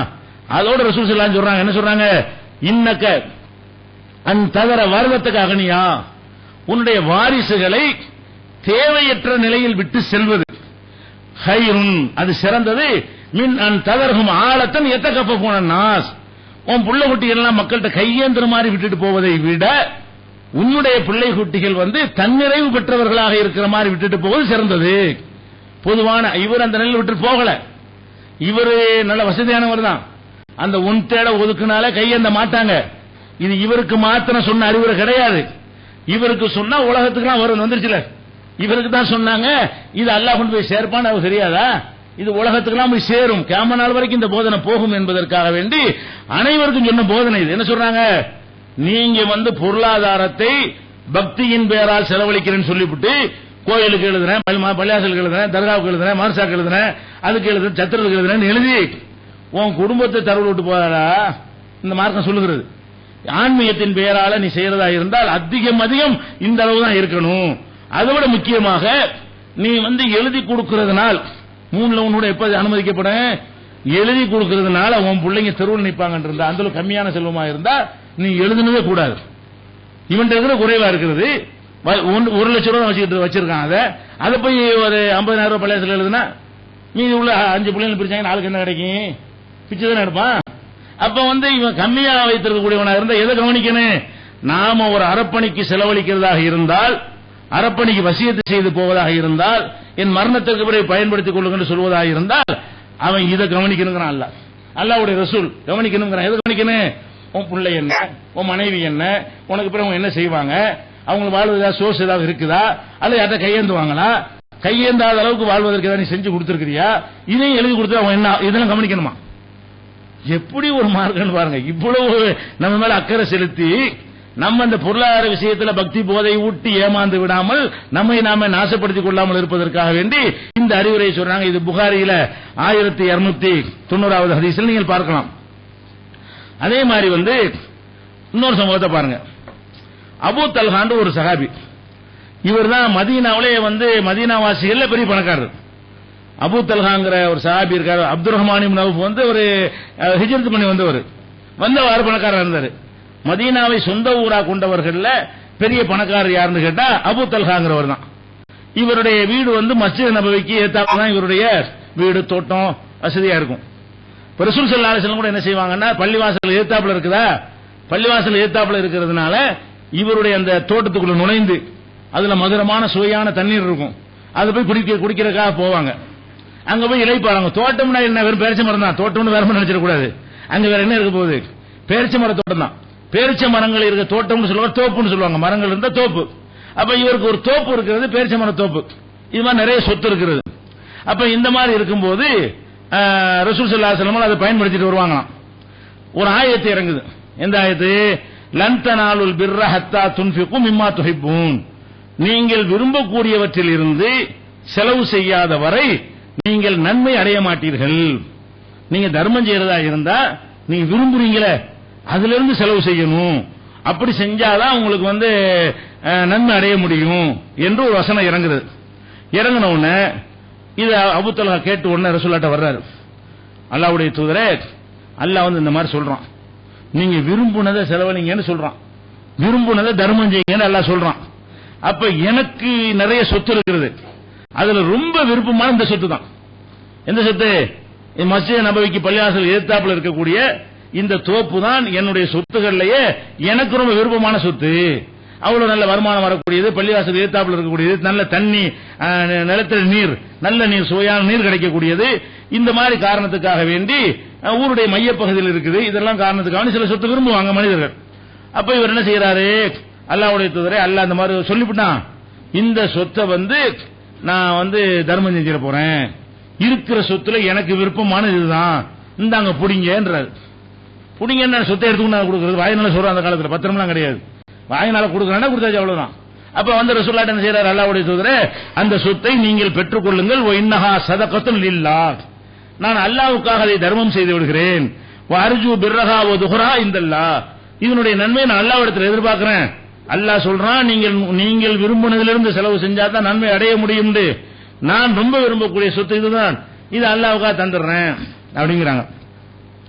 இத வந்து ரசூலுல்லாஹ் ரொம்ப சரியான கஷ்டம், ஆரம்ப காலம், இது நிர்வாகம் பண்றதுக்கு சிரமப்படக்கூடிய காலம், ஆளுக்கு ஒரு பேரிச்சம்பழம் கூட கிடைக்காத ஒரு காலம். தர்மம் செய்யறேங்கிறாரு, உண்டா பாண்டு வாங்கி அதை வித்து காசாக்கி சஹாபாக்களுக்கு ஆள் கொஞ்சம் கொடுத்தா நல்ல ஒரு அவங்க நிலைமை உயர்ந்திருக்குமா இல்லையா? அவ்வளவு கஷ்டத்துல இருக்கிறாங்க. பள்ளியாசல திண்ணையில படுத்துக் கொண்டிருக்கிற தோழர்கள்லாம் இருக்கிறாங்க. ஏன்பா திண்ணையில படுத்துருக்கீங்க, இந்த ஏத்தாப்புல உள்ள அபூ தல்ஹா தந்துட்டாரு, ஆள் கொஞ்சம் பங்கு வச்சு பட்டா போட்டு என்ன செய்யுங்க, ஒரு குடிசை போட சொல்லிருக்கலாமா இல்லையா? அழகா லட்டு மாரில வருது, விரும்பில தர்றாரு, இந்த அல்லாஹ்வுடைய வசனத்துக்கு கட்டுப்பட்டுல தர்றாரு அப்படின்னு ரசூலுல்லாஹ் என்ன செய்யறாங்க, சொன்ன உடனே அவர் சொல்றாரு, நீங்க நன்மையெல்லாம் வந்து நீங்களே நீங்க விருப்பப்படி செலவழிச்சுக்கிறீங்க, அல்லாஹ்வுக்கு நான் கொடுத்துட்டேன், உங்க விருப்பம் தான், என்ன செய்யணுங்கிற உங்க சாய்ஸ்ன்றாரு. அப்ப ரசூல் ஸல்லல்லாஹு அலைஹி சொல்றாங்க, பஹ்னா செய்யக்கூடாதுன்னு அர்த்தம், அப்படி சொல்லாது, ராக்க மாலுன் ராபிஹுன், ஓய் அது நல்ல லாபம் தரக்கூடிய சொத்துலப்பா, நீ முன்ன அல்லாஹ்வுடைய பாதையில்னு சொல்ற, அதுல நல்ல வருமானம் உண்டு, சொத்துல ஜாஸ்தி வருமானம் வரும், நிறைய பேரிச்சம்பழம் உற்பத்தி ஆகும் போல இருக்கு, அது சொல்றாங்க ரசூல் ஸல்லல்லாஹு அலைஹி வஸல்லம். ராக்க மாலுன் ராபிஹுன், ராக்க மாலுன் ராபிஹுன் ரெண்டு பேரும் சொல்றாங்க. நீ இந்த அல்லாஹ்வுக்காக தரேன் இந்த சொத்து வந்து அதிக லாபம் தரக்கூடியதா இருக்கிறது, இவ்வளவு லாபம் தரக்கூடியதா நீங்க கொடுக்குற அல்லாஹ்வுடைய பாதையில கொஞ்சம் சுமாரான கொடுக்க வேண்டியதானே அப்படின்னு அவருக்கு என்ன செய்யறாங்க, அறிவிச்சிடறாங்க. சொல்லிட்டு அப்புறம் என்ன செய்யறாங்கன்னா, நீ சொல்றது விளங்குது, நல்ல லாபம் தரக்கூடிய சொத்து தான், ரொம்ப விரும்பினதை கொடுக்கணும்னு ஆசைப்படுற, ரொம்ப விரும்பக்கூடிய ஒரு சொத்தை கொடுக்கணும்னு ஆசைப்பட்டு சொல்ற, அதுக்கு நான் குறுக்க நிக்க விரும்பல, நல்ல காரியத்துக்கு செலவழிக்கும்னு சொல்ற, அதுக்கு நான் குறுக்க விரும்பல, அதனால நீ என்ன செய்ய, நீ செய்யறபடி தர்மம் செஞ்சுக்க. தர்மம் எப்படி செய்ய வேண்டும் என்றால், அன் தஜ்அலஹா ஃபில் அக்ரபீன், உன் சொந்தக்காரங்களுக்கு கொடு. ரசூலுல்லாஹ் அவங்க கையில ஏத்துக்கொண்டு அவங்க கொஞ்சம் எடுத்துக்கொண்டு இருக்கிற ஏழை சஹாபாக்கள்லாம் கொடுத்தா அது எவ்வளவு பொருளாதார தீர்ந்து போயிடும், எவ்வளவு அன்னைக்கு தேவையாகவும் இருந்தது, இப்படித்தான் எல்லாருமே சொல்வார்கள். அப்ப தர்மம் செய்யறேங்கிறார, தர்மத்தை வந்து பொதுவா எல்லா மக்களும் பயன்படுற மாதிரி தர்மம் செய்யறதை விட நீ என்ன செய்ய, உன் தர்மத்தை நான் ஒப்புக்கொள்றேன், தர்மம் செய்யற அந்த கான்செப்ட் ஓகே, நல்லதை செலவு செய்ய, நல்லா செஞ்சுட்டு போ, இதை நீ என்ன செய்ய வேண்டும் என்றால் உன்னுடைய சொந்தக்காரங்களுக்கு நீனே பங்கு வச்சு கொடுத்துரு, அந்த தர்ம நன்மை உனக்கு கிடைச்சிரும். அவர் என்ன செய்யறாரு, அல்லாஹ்வுடைய தூதர் அப்படி நான் செய்யறேன் பிரிச்சு கொடுக்கிறாரு. இது புகாரியில 1461 ஹதீஸ்ல இருக்குது. இப்படி அல்லாஹ் எப்படி நமக்கு நம்ம கிறுக்குத்தனமா வசியத்து பண்ணினா கூட அதுல வந்து மேம்படுத்தி செலவு செய்ய என்று கவனிக்கிறானோ, அல்லாஹ்வுடைய ரசூல் அப்படி கவனிக்கிறாங்க. எப்படி கவனிக்கிறாங்க, இந்த ஆளு தர்மம் செய்யறாங்க, தர்மம் செய்யறது சரிதான், இதை கொண்டு ஊர் உலகத்துக்கு கொடுத்துட்டா சொந்தக்காரன் நினைப்பான், அவன் சொந்தக்காரங்க எவ்வளவு தேவை உள்ளவங்க இருப்பாங்க, சொந்த பந்தங்களை கவனிக்கிறவருடைய கடமை இருக்குது, அவங்க எல்லாம் என்ன செய்வாங்க, உள்ளுக்குள்ள எரிச்சல் படுவாங்க, இவ்வளவு பெரிய சொத்து கொண்டே பள்ளி கொடுத்துட்டான், அந்த ஆளு இவ்வளவு ஒரு சொத்து கொண்டே பள்ளியை கொடுத்துட்டான், நாங்கெல்லாம் இல்லையா, எங்களுக்கெல்லாம் தரக்கூடாதா? இப்ப நம்மள்ட்ட கூட ஒருத்தர் வந்தார், தௌஹீத் ஜமாத்து கூட ஒருத்தர் வந்து நினைஞ்சாரு, 40 லட்சம் ரூபாய் சொத்து, அவருக்கு மனைவிக்கு சண்டை, அதுக்காக நினைச்சாரு நான் வந்து அந்த சொத்தை நீங்க எடுத்துக்கிறீங்கன்னு சொல்லி வந்து புட்டிவாதம் பிடிக்கிறாரு.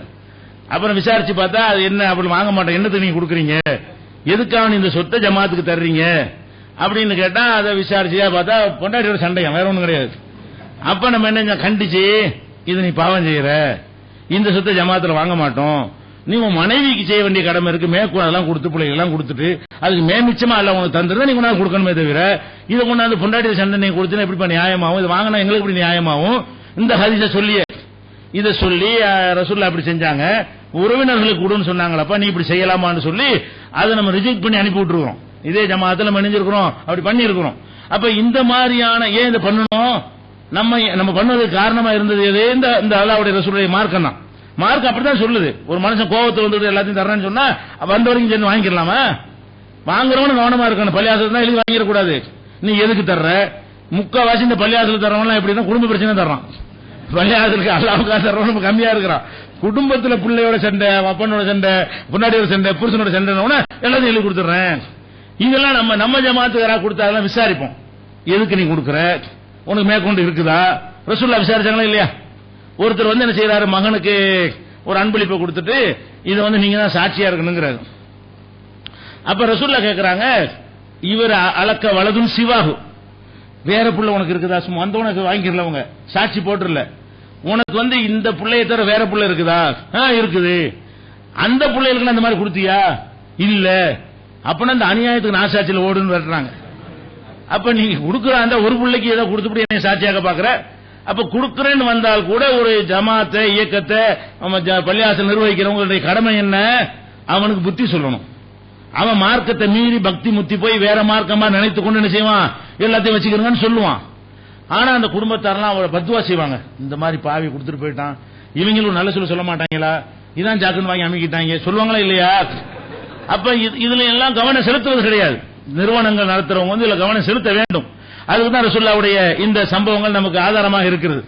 பொருளாதாரத்தை பொறுத்த வரைக்கும் அவங்க தன்னுடைய பொருளாதாரத்தை எப்படி செலவு செய்யணும் என்பதுல நாம விதித்துக் கொள்ளக்கூடிய கட்டுப்பாடுகளை விட அதிகமான கட்டுப்பாடுகளை விதித்து நமக்கு நன்மை செய்யும் பொழுது இதை எதுக்காக மாற்றணும்?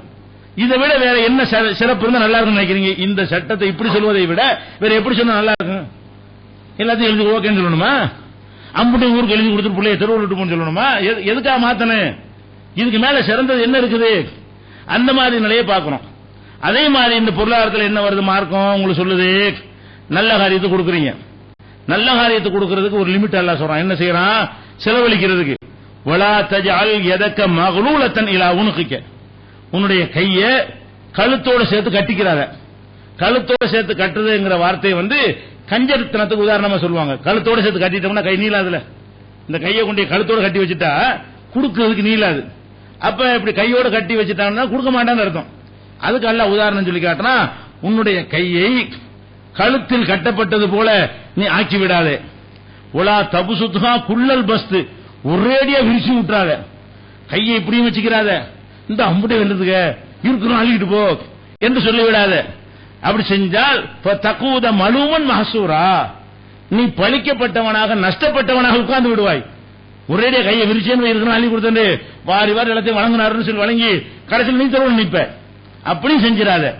ஒரேடியா சுருக்கிக் கொள்ளவும் செய்யாத. பொருளாதாரத்தை செலவு செய்யும் பொழுது இஸ்லாம் என்ன சொல்லுது? இருக்குதுங்கிறது அள்ளி அள்ளி அரை வள்ளல் பேருவாங்க நினைச்சிட்டு போயிடாத. எல்லாம் திட்டமிடு, கவனிக்கணும். நீ நல்லா இருக்கணும், உன்னுடைய எதிர்காலத்துக்கு எவ்வளவு தேவைன்னு பார்க்கணும், உன்னுடைய புள்ள குட்டிகளுக்கு எவ்வளவு தேவைன்னு பார்க்கணும், உன்னுடைய மரணத்துக்கு பிறகு அவங்களுக்கு தேவையான ஒரு செக்யூரிட்டி இருக்குதான்னு நீ பார்க்கணும். இதெல்லாம் கருத்துல கொண்டு அதுக்கு மேலே நமக்கு அல்லாஹ் தந்திருந்தா என்ன செய்யணும்? அதை செலவழிக்க வேண்டும். அதுக்காக வேண்டி ஒரு 1000 வருஷத்துல சேர்த்து வைக்கலாமா? நம்ம சேர்க்க வேண்டியது இருக்கிற 10 வருஷமா வாழ போறோம், அதுக்கு வச்சுக்கலாமே தவிர இவன் என்ன செய்யறது? ஒரு 1 கோடி ரூபாய் வச்சுட்டு போறேன், ஒரு 10 கோடி ரூபாய் எனக்குன்னு வச்சுக்கிட்டேன், அவ்வளவு தேவைப்படாது. அதுதான் அல்லாஹ் சொல்லி காட்டுறோம். ஒரேடியா இருக்கிறோம் செய்யாத, எல்லாத்துக்கும் ஒரு காரணம் கற்பிச்சு தேவை இருக்குன்னு சொல்லிட்டு உட்கார்ந்துடாத. அதே நேரத்தில் ஒரேடியா விரிச்சு விட்டுறாத. அப்படி விரிச்சு விட்டானா என்னவாயிரும்? கையை விரிச்சினா நீ தான் இழிந்தவனா போவ, நீ தான் நஷ்டப்படுவ, கை சேதப்படுவாய். கொடுத்து விட்டு தெரியாம கொடுத்து விட்டேன், அவசரப்பட்டு சொல்லியாச்சே கொடுத்துட்டேனே அப்படி சொல்லக்கூட இருக்கிறாங்க. கூட்டத்தில் பேருக்கான்னு சொல்லி விட்டுருவாங்க. நமக்கு 1 லட்சம் எழுதிக்கிறேன், கொடுக்கவும் செஞ்சிருவான். கொடுத்து புட்டு அவன் 1 மாசத்துக்கு ஏண்டா கொடுத்தோம், ஏன் இந்த வாயை திறந்தோம், இது தேவையா? அதான் சொல்லி கேட்டான். ஒலா தபுசுத்துகா குள்ளல் பஸ், ஒரேடியா கையை விரிச்சு அப்புறம் கவலைப்பட்டு கை சேதப்படுவேன். எப்படி கொடுக்கணும்? கொடுத்துட்டா நாளை கை சேதப்படுமான்னு பார்க்கணும். அதுக்கு அளவு அல்ல சொல்லித்தரான். ஒரு தர்மம் செய்யறான் தான் நீ கொடுத்துறோம், கொடுத்து போட்டு ஒரு 2 நாள் கழிச்சு ஏன் கொடுத்தோம் நினைக்குவோமா? நினைக்க மாட்டோமா? அந்த அளவு கொடு. ஏன் கொடுத்தோம் நினைக்கிற தொகையா இருந்தால் கொடுக்காத. நம்ம ஒரு சாதாரண ஒரு மனுஷன் 100 ரூபாய் கொடுக்கணும் வைக்கிறேன், நான் யோசிப்பானா? ஒரு மாச சம்பளக்காரன் ஒரு 5000 ரூபாய் சம்பளம் வாங்குறான், அவன் ஒரு 100 ரூபாய் தர்மம் செய்யறான், ஏன்டா 100 ரூபாய் நினைக்கவே மாட்டான். 5100 பாதிக்காது. அதே மாதிரி 1 லட்சம் ரூபாய் சம்பாதிக்கிறான், ஒரு 5000 ரூபாய் கொடுக்கறான் தர்மத்துக்கு, பாதிக்க மாட்டான். ஏன்? 1 லட்சம் ரூபாய் சம்பாதிக்கிறவனுக்கு ஒரு 5000 என்பது என்ன இருக்காது, கொடுத்தால் ஏண்டா கொடுத்தோம்னு நினைக்க மாட்டான். வாங்குற 1 லட்சம் ரூபாய் சம்பளம் ஒரு 75000 ரூபாய் கொடுத்தான்னு வைங்க, உட்காருவானா இல்லையா? ஏன்டா போட்டு கொடுத்தோம், என்னதுக்கு இந்த மாதிரி செஞ்சோம் நம்ம? அப்படி வரக்கூடாது. நீங்க எதை கொடுத்தாலும் கொடுக்கறதுக்கு முன்னாடி கொஞ்சம் நிதானிங்க. எப்படி நிதானிக்கணும்? இதை கொடுத்த பிறகு அல்லாஹ் சொல்றான், தக்கூத மலுமன் மஹசூரா, கை சேதப்பட்டவனாக நீ உட்கார்ந்து விடுவாய். அப்ப கொடுத்து விட்டு கை சேதப்படுவியா? கொடுத்து விட்டு கவலைப்படுவியா? ஏன் கொடுத்தோம் நினைப்பியா? அப்படி நினைப்பாயான்னு கொஞ்சம் யோசிப்பாரு. நிதானிச்சு நினைக்க மாட்டோம், இதை கொடுத்தா நமக்கு பெருசா பாதிப்பு வராது, அப்படி கணக்கு போட்டு கொடுறாங்கறான்ல. தான தர்மம் செய்யும் போது கூட கணக்கு போட்டு நாளைக்கு நீ கவலைப்படுவியாங்கிறத கவனிக்கணும். கொடுத்து விட்டு நாளைக்கு நான் வருந்துவேன், நாளைக்கு கவலைப்படுவேன் என்று உனக்கு தோணுமையானால் குறைச்சு கொடு. எவ்வளவு கொடுத்தால் நாளைக்கு கவலைப்பட மாட்டியோ. இன்னும் சொல்ல போனா அப்படி கவலைப்பட்ட நன்மையாவது கிடைக்குமா? நாங்க கொடுத்து விட்டு ஏண்டா கொடுத்தோம் இப்படி எல்லாம் பதிவு எழுதுவான். கொடுத்தோம் மறுமைக்கு தானே கொடுத்தோம், நன்மை நாடி தானே கொடுத்தோம்.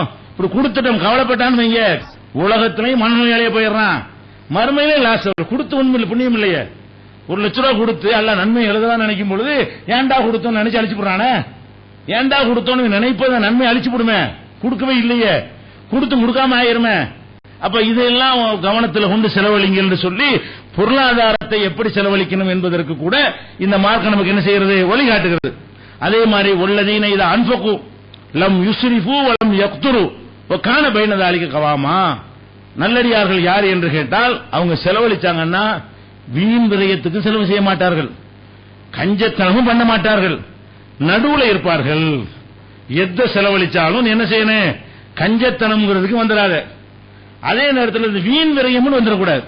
செலவழிக்கிறோங்கிற பேர்ல ஊதாரித்தனமாகவும் செலவிடக்கூடாது, இறுக்கி பிடிச்சு கஞ்சத்தனமாகவும் என்ன செய்யக்கூடாது, போகக்கூடாது. நடுவுல இருந்துக்க. இதான் நல்லடியார்கள் செய்ய வேண்டிய பண்புகள் என்று 25வது அத்தியாயத்தில் 67வது வசனத்தில் எல்லாம் சொல்லி காட்டுகிறான். அப்ப இதையும் பொருளாதாரத்தை கவனிக்கணும். பொருளாதாரத்தை செலவழிக்கும் பொழுது நம்ம கூட இதை கவனிக்க மாட்டோம். என்ன கவனிக்க மாட்டோம், ஒரு கல்யாணம் வருது குடும்பத்தில், இந்த குடும்பத்தில் கல்யாணத்துக்காக செலவழிக்கிறதா இருந்தா சோத்துக்கு செலவழிக்கிறீங்க, அது ஒத்துக்கிற விஷயம் தான். சீரியல் செலவழிச்சா என்னது, அதுல என்ன நன்மை? ஊரடிய மியூசிக் செட்டு போட்டு குழாய் கட்டினா அதுல என்ன நன்மை? இதான் ஊதாரித்தனம். செலவழிக்கிற நல்ல அது என்ன நன்மை? உன் காசு அது உண்மைதான், உன் காசை நீ செலவழிக்கிற என்ன நன்மை? உனக்கு என்ன நன்மை? இந்த குழாயை கட்டி சத்தம் போடுறதுனால உனக்கு என்ன நன்மை? இளையராஜா கூட்டு வந்து மியூசிக் கச்சேரி வச்சு கல்யாணம் பண்றான், அப்படி பண்றவங்க முஸ்லீம்ல இருக்கிறான். இதுல என்னடா இது கல்யாணத்துக்கு செலவு பண்றேங்கிறீங்க, இதுல என்ன நன்மை இருக்கு உனக்கு? ஒரு நன்மையும் கிடையாது. அதே நேரத்தில் வந்து சுருக்கி பிடிக்கிறேன்னு சொல்லி உண்மை கிடையாது, பட்சத்தையும் கூட இல்ல என்கிற மாதிரி நடக்காத. நடுவுல என்ன செஞ்சுக்க, இருந்துக்க. காண பயனதாலிக்க கவாமா. இப்படி எல்லா விஷயங்கள்லயுமே நம்மளை செலவழிக்க சொல்ற மார்க்கம் எப்படி பார்க்க சொல்லுது, ஊதாரித்த பயனற்ற வகையில் அந்த காசு போகுதா அதை கவனி. அது இன்னும் சொல்ல போனா ஒரு 5 ரூபாய்க்கு கஞ்சி ஊத்துவாங்க, 5 ரூபாய்க்கு கஞ்சி ஊத்துறதுக்கு 50 ரூபாய்க்கு விளம்பரம் பண்ணுவாங்க. கஞ்சி ஊத்துற 5 ரூபாய் தான். 5 ரூபாய் கஞ்சிக்கு வைக்கிற பேனர்களும், அதுக்கு அடிக்கிற நோட்டீஸுகளும், அதுக்கு செய்யற விளம்பரங்களும், அதுக்கு பண்ற பங்கனையும் பாத்தீங்கன்னு சொன்னா 5 ரூபாய் தர்மம் செய்யறதுக்காக வேண்டி 50 ரூபாய் கணக்கு வரும். 5000 ரூபாய் தர்மம் செய்யறமா, 2 லட்சம் ரூபாய் செலவு பண்ணுவோம். இதுக்கு தர்மத்துக்கு சம்பந்தம் இல்லாத அந்த அலங்காரங்களுக்கு பேனர் வைக்கிறது, அரசியல் தலைவர் கூப்பிடுறது, மேடை அமைக்கிறது, ஸ்டேஜ் போடுறது. அப்ப இது உதாரணம் தானே இது. அப்ப செய்யற உதவிகளை விட அதை விளம்பரப்படுத்துவதற்கு அதிகமாக செய்யக்கூடிய காட்சியெல்லாம் பார்க்கிறோம். அதெல்லாம் சரியா செய்யலாமா, நியாயமா தெரியுதா, உனக்கே சரியா இருக்கான்னு சொல்லி நாம கவனிக்காத விஷயத்தை இந்த மார்க்கம் கவனித்து அதை நெறிப்படுத்துகிறது. நல்ல செலவழி, நடுத்தரம் தான் எல்லாத்திலும் இருக்கணும், ஓவராவும் போயிடக்கூடாது, ஒரே இருக்கையும் பிடிச்சிடக்கூடாது என்கிற ஒரு அறிவுரையும் இந்த வசனத்தில் எல்லாம் சொல்லி காட்டுகிறான். அப்ப இந்த பொருளாதாரத்தை பொறுத்த வரைக்கும் நாம எப்படி செலவழிக்க வேண்டும் என்ற வழிகாட்டுதலில் இருந்து அல்லாஹ் நம்ம மேல ஒரு கருணை காட்டுகிறான். இந்த மாதிரியான ஒரு தத்துவத்தை மனிதன் கூட நினைத்து பார்க்க மாட்டான். அவனுடைய பொருளாதாரத்தை எப்படி பாதுகாக்கணும் என்பது அவனுக்கு கூட தெரியாது, அல்லாஹ் பாதுகாக்கிறவனா இருக்கிறான் என்பதை அறிந்து கொள்கிறோம். அதுபோக இந்த பொருளாதாரத்தை செலவு செய்யற விஷயம் இருக்குல்ல, எதுக்கு செலவு செய்யறது, அதான் முக்கியமானது. மதத்தை வளர்க்கறதுக்கு செலவழிக்கிறதா, மடங்களுக்கு செலவு செய்வதா, அல்லது சாமியார்கள் கொண்டே மத குருமார்கள் இடைத்தரர்கள் இருக்காங்களே அவங்களுக்கு கொண்டே கொடுக்கறது செலவுன்னு சொல்வதா? அதை எடுத்து பாத்தீங்கன்னு வைங்க, இந்த மதத்துல உங்களை மார்க்கத்தில் செலவு செய்ய சொல்வதனால் அல்லாஹ்வுக்கோ இந்த மதத்தில் யார் காவலர்களாக போதகர்களாக இருக்கிறார் அவர்களுக்கு லாபமே கிடையாது. அப்படி இந்த மதத்தினுடைய சட்டங்கள் என்ன செய்யப்பட்டிருக்கு, அமைக்கப்பட்டிருக்கிறது. அந்த விஷயங்கள் இன்ஷா அல்லாஹ் நாளை தினம்